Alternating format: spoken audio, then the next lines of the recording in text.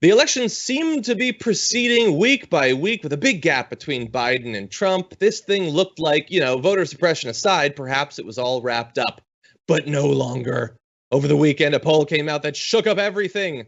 Or did it? This poll showed that Biden was up in a CNN poll by just 4 points, which is exactly the margin of error. No! What happened to the lead? Now, we're going to add some context to this, but this is the big poll that came out, Francesca. Did you happen to see it yesterday when it was being released and it was the topic of so much Twitter conversation? No, I did not. I missed that. Your life. I was working on my podcast, The Bitchuation Room. Great plug. No, I missed this moment of outrage, but I did read the entire poll in preparation for this conversation. And I was confused. Yeah? What confused you? Well, there's a lot of caveats I think you're going to get into. So why don't you start and sure. I can add on. Sure. So, I would say hypothetically, the details of the individual poll are available, and you can certainly go into that. I would say that I want to add more of a historical contextual caveat to this. So this is a poll. It's CNN. Sure.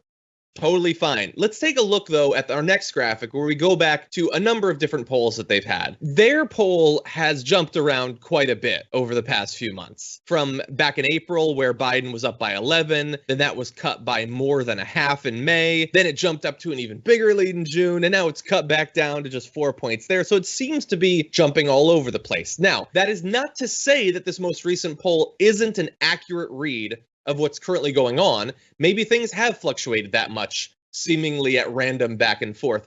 But you should understand that there are other polls that have been taken place just recently. So if we look at this is part of the summary at Real Clear Politics. You can see that the last ABC News poll, which is from the last week, has Biden up by 10. The last CBS News poll, which is from the last week, had Biden up by 10. The last NBC News poll, which is just a little bit older, has him up by 9. And Fox News had him up by 7 back a week and a half ago. And so a lot of people are saying, is this just us getting excited over the most recent potential outlier?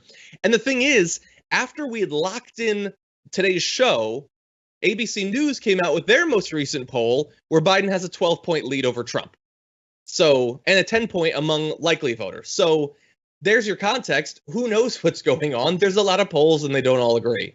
Yeah. No, look, this is the time when someone who's bad at numbers, me, just is happy because, every poll is contradictory. I don't really believe the polls after 2016. I don't think we should put too much into them.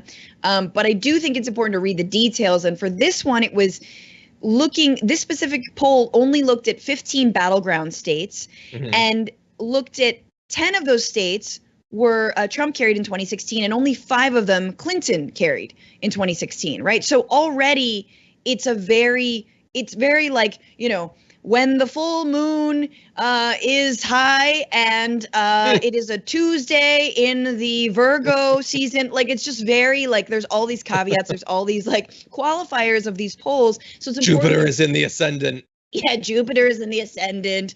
Thus will Biden's shiny crown reveal itself. Like we should remember all of that context. And I mean, what's the point? We should not be complacent. Obviously, it's ridiculous that certain states matter more than others. I thought all states mattered. But yeah, I really don't know what to make of it other than like, great, some outrage. Yeah. And what I worry about is, and I've been sort of wondering about this for some time when it's going to kick in, it's that the polls being fairly consistent over the past few months doesn't necessarily mean that this thing is locked down. But the conversation about the election is fairly similar over time. And that might be an accurate reflection of what's actually going to happen. But it isn't exciting for the news. The news wants drama. They want to believe that something big has changed, so now we can analyze the change and figure out what's really going on. They want that. It's more exciting for them personally and theoretically is a better ratings draw. Yeah. And so my worry has been for a long time that, like, if some sort of Biden scandal comes up, it'll be a huge focus of attention. Is this going to be the thing that shifts everything? Or like if Trump passes a BS executive order that's probably not even legal and barely does anything, oh, is this going to break through and it's going to change everything? Like it's this desire for there to be change and interest and drama. And maybe this poll is a sign of big things to come, some fundamental shift. But think about over the past month, what huge things have happened that would lead 30 million Americans to change their mind? Does it seem likely that that has happened? I don't know that it necessarily has. So I would say take it with a grain of salt. Understand that you shouldn't be complacent now. You shouldn't have been complacent before. And if you want Trump to lose, then he needs to lose by a lot. A close one probably isn't going to be enough in this thing. So we're going to occasionally check in on the polls because I find them to be at least somewhat interesting. But you got to do everything you got to do regardless of what the polls actually show. Agreed.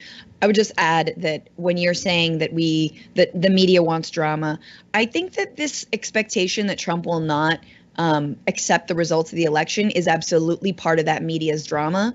And just to quote Cardi B from 2016, stop gassing Trump, stop basically setting him up to be the authoritarian that he wants to be. If the media and anyone asking him a question were like, so what are you going to do if you lose the election? What's next on the bucket list for Donald Trump? Like, wouldn't that be so much more of a normal question? Then like, so how are you going to cling to power forever and ever and ever, which is sort of what all of this drama is leading to. If it were just like, but I'm afraid. Right. No, of course. But I do think it's important to, yes, be honest about the possibility that he will not concede, but also to not give him so much leverage and expect him to do that. Rather, again, 3-year-old, explain to him that when you lose an election, you have to concede. You're no longer president. We take sash, Exactly. Are there sashes? Okay. Yeah. I mean, in his history, there has been some.